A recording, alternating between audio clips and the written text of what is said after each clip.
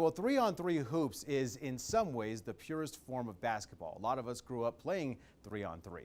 It's also a newer Olympic sport. Team USA did not qualify for the Olympics in 2020, but they did this year, and they were recently training out here in Colorado Springs at Reed Arena on the grounds of Colorado College. The passion of hoops meets the passion of the Olympics. Team USA has got a men's 3x3 team looking to bring back the gold to the United States and remind the world where the best hoops are at.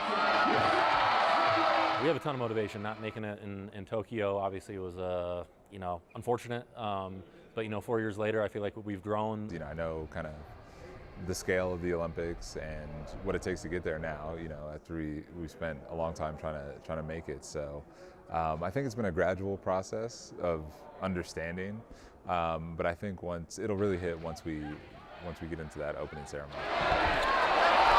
Teams get one sub, so there's 4 players on the team. One of them is a Colorado Springs native, Canyon Berry.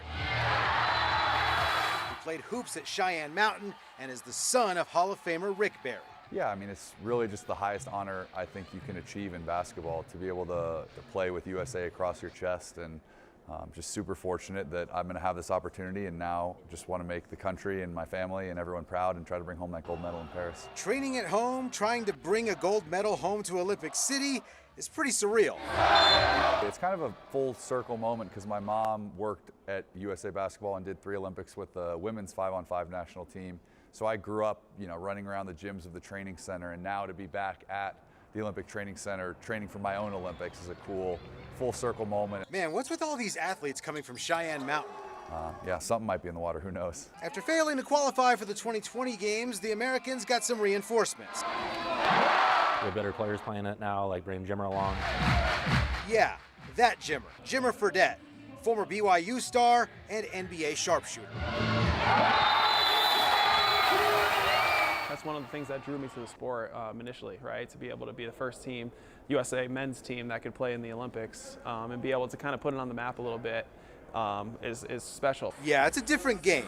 Fast-paced. It's fun basketball to watch, and it's easy to watch. It's only 10-minute games, right? Or it's first 21. It's like a 10-minute sprint. Most games usually take 20 to 30 minutes max. And outdoors. Depth perception is a little bit different being outside.